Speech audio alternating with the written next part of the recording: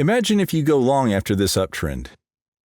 Well, keep watching to learn how to avoid these major mistakes that will probably cost you your trading account.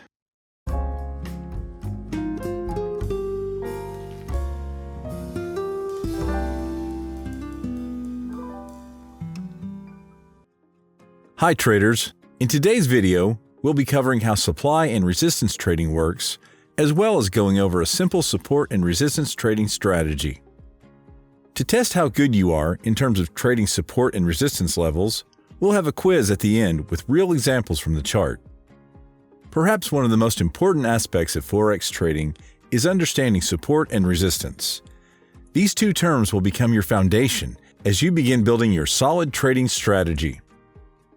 Simply put, an area of support is where the price of an asset tends to stop falling, and an area of resistance is where the price tends to stop rising.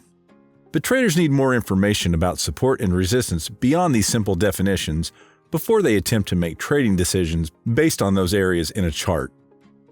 Support is a price key level where a downtrend can be expected to pause due to a high concentration of demand or buying interest. As the price of a Forex pair or stock drops, demand for the shares increases, thus forming the support line. Meanwhile, resistance zones arise due to selling interest when prices have increased.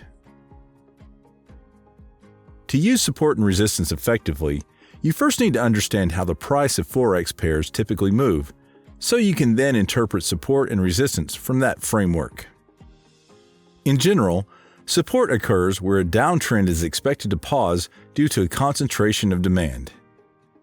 Resistance, on the other hand, occurs where an uptrend is expected to pause temporarily due to a concentration of supply. There are 3 steps to draw the support and resistance lines. You first need to locate the support and resistance lines. This allows us to easily spot where the price would probably reverse. We begin by drawing horizontal lines on recent peaks and bottoms. Avoid drawing more than 4 lines and stick to the obvious zones of reversals that have been tested on multiple occasions with at least 2 touches. When you're doing support and resistance levels, a line with multiple touches is far better off as it stood against the price fluctuations and passed the test many times, and it will continue to do so because in trading, history always repeats itself, and this continues to happen time and time again on every chart that you will ever look at, whether it's Forex, stocks, or even a crypto chart. If you're on TradingView, you can zoom out, and you'll notice that many of these support or resistance lines were respected in the past and will be in the future. Once done, you'll begin seeing some key levels to take advantage of. Drawing zones on the chart is better done on a higher time frame so that we can examine the main reversal levels and reduce the false signals. Let's move on to the second step. Now you need to be waiting for the price action to touch the zone. Some traders like to set their charts on 2 to 4 currencies and wait for an entry opportunity. That could be a time-consuming effort, as it may take some time for the price to reach the support or resistance levels, especially if the trader is working on high time frames. You can set price alerts using your trading platform. If you're on TradingView, just click here and hit on Create Alerts. Select the currency pair you're focusing on and choose the right market condition. If you're targeting a demand zone, then select Crossing Down and go for the Crossing Up one if you're waiting for the price to get to a key supply area. Type in the price you're targeting and don't forget to take the alert action you find useful. You'll receive a notification when the price gets to the zone you're targeting. In general, the higher time frame takes less time and attention than the smaller time frame. Alternatively, the smaller time frame has more signals as the zones may get hit more frequently. You have to be more focused if you're trading small time frames. Let's look at this example. This is the Pound JPY daily chart. We can see here a support level that has been respected 3 times in the past and formed a double top structure. The price failed to break the supply zone, and we recorded 2 touches followed by a standard bearish engulfing pattern and 3 black crows structures. We know for sure that this is a key level, and chances are high that the price will continue respecting this zone. Now we need to let the price test the level again and look at the following price action if the price fails to break through the resistance line. We can see here that the price touched the supply zone and bounced. We still need another confirmation. The candle that touched the resistance is a standard doji, which signifies that the trading day's closing price was midway between the highest and the lowest price. It appears when neither a bullish nor a bearish trend is significant enough to sway market sentiment. We can't entirely rely on this candle, but it tells us that there's a selling pressure at this level and buyers began exiting their long positions. We still need another confirmation. Let's see what happens next. In step 3, we need to wait to see the candles following the touch and answer these questions. Are we looking at bearish or bullish candles? Are they strong or weak? Do they have long wicks, small wicks, or no wicks at all? If the price breaks that level, it may be a real breaking or a fake one.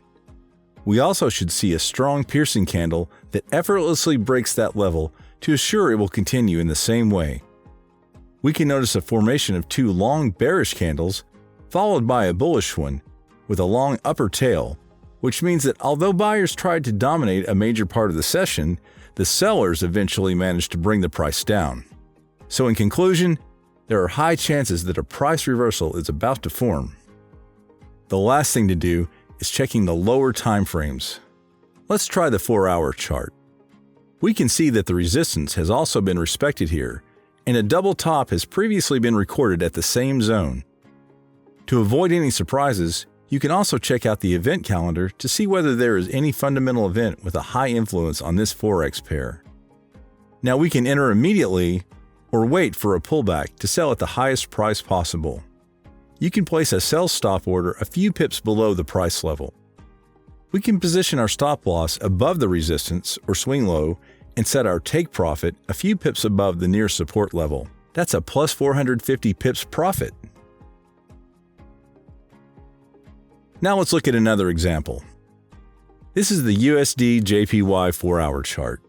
We can notice a double bottom recorded at this level with a bunch of long lower tail candles, which signifies that the trading session ended on a strong note, where there was dominance by sellers, but the buyers managed to push prices up.